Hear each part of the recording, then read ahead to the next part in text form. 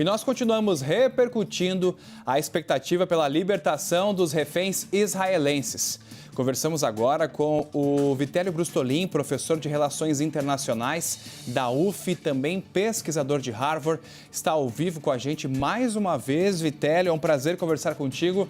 Há 2 anos vamos nos encontrando aqui na tela da CNN Brasil e com diferentes nuances desse conflito. O que dá para esperar deste panorama hoje, dia 12 de outubro de 2025? Seja bem-vindo. Boa noite, Estevão. Boa noite a todos. Estevão, o que dá para esperar é uma primeira fase relativamente bem sucedida. Por que relativamente? É esperado sim que sejam libertados os cerca de 20 reféns vivos.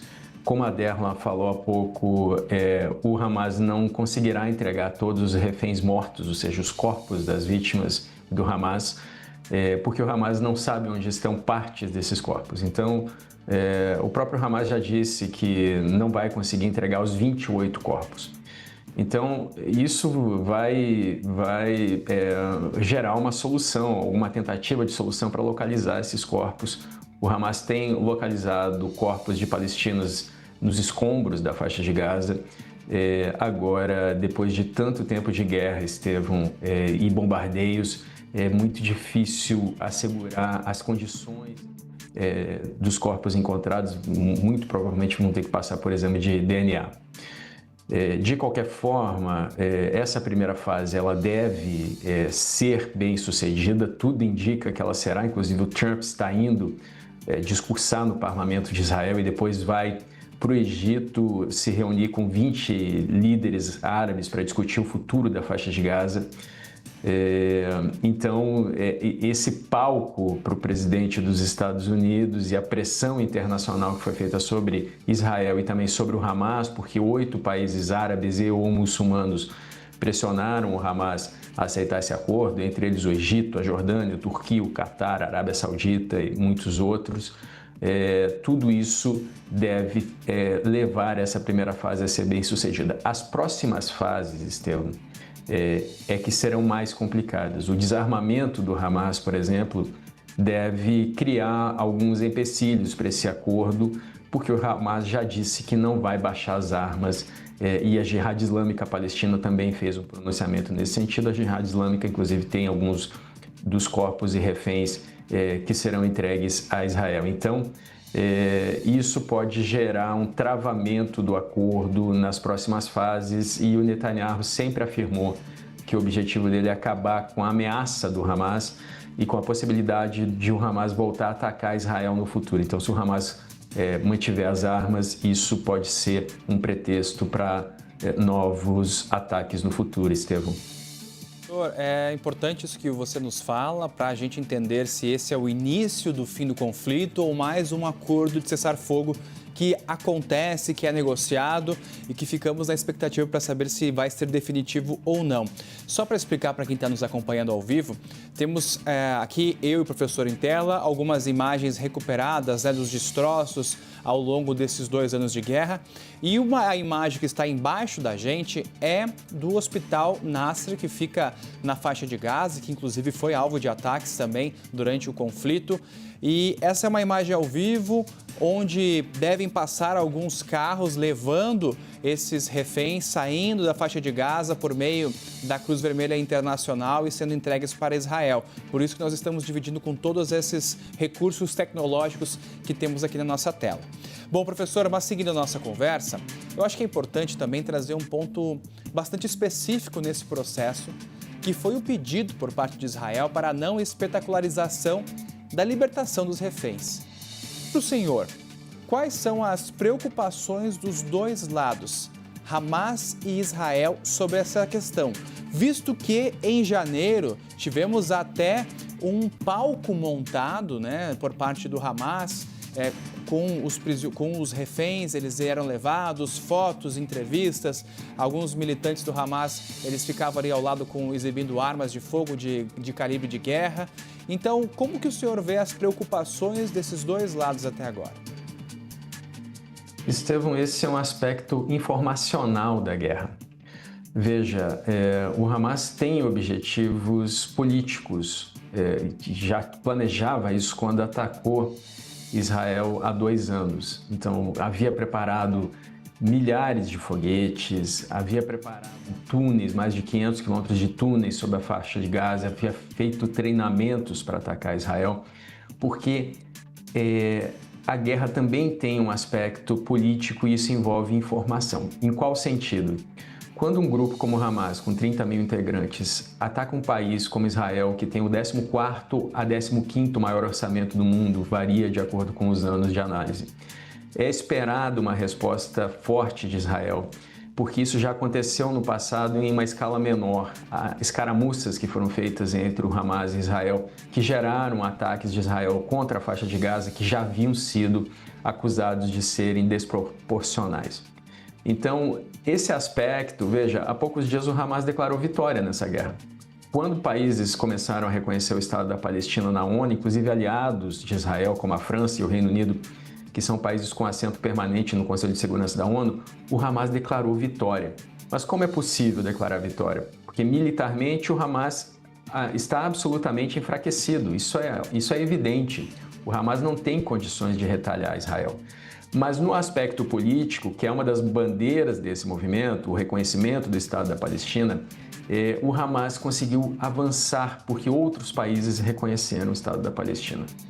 Então, quando o Hamas faz um espetáculo, veste pessoas com moletons com a inscrição "Não perdoaremos e não esqueceremos", essa é uma mensagem política do grupo terrorista e essa mensagem política perpassa a mídia internacional. E isso aumenta, inclusive, os ataques terroristas às sinagogas no mundo inteiro e ataques contra judeus. Então existe um aspecto de informação aqui que o governo Netanyahu não quer que se perpetue, porque esse é um dos objetivos de um grupo terrorista.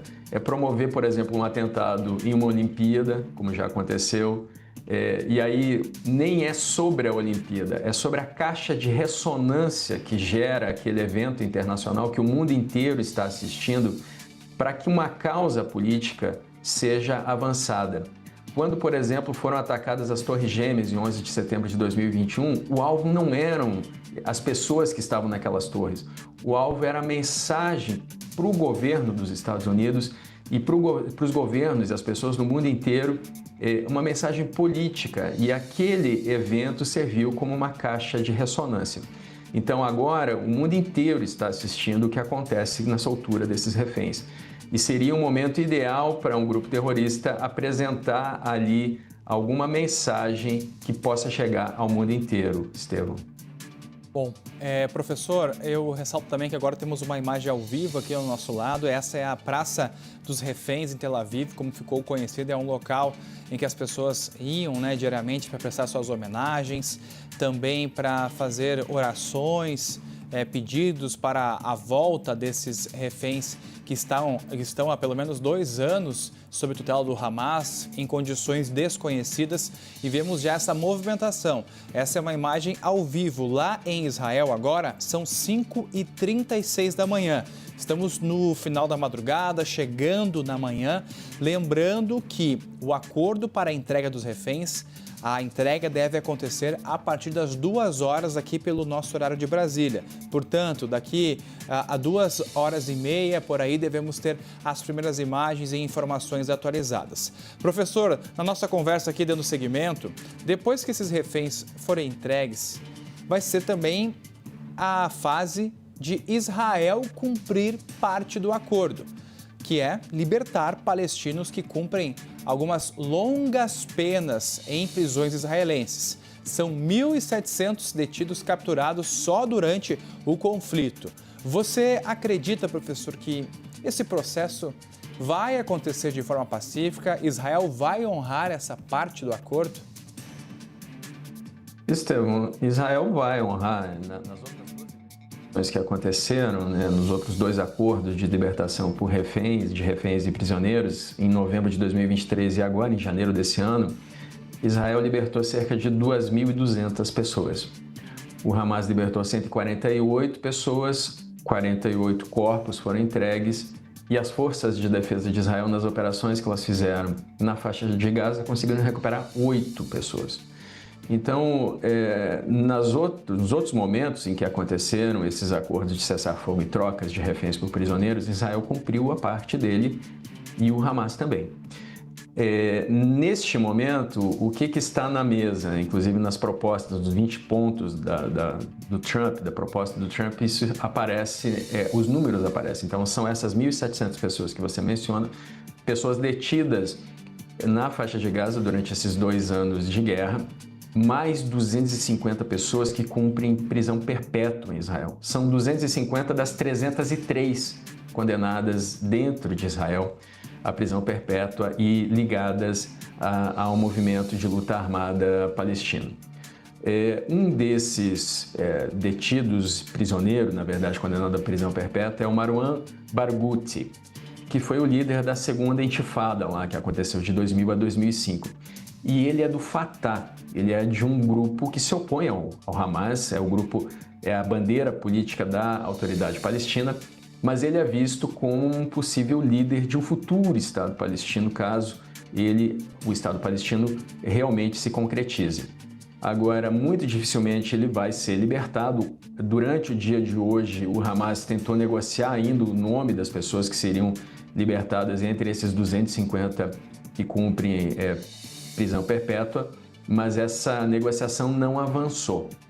E um último detalhe, então são 1.950 que Israel vai libertar, e veja, Estevão, no plano do Trump está previsto que para cada corpo que o Hamas devolver, Israel vai devolver 15 corpos de pessoas palestinas mortas que serão também sepultadas na faixa de Gaza, Estevão.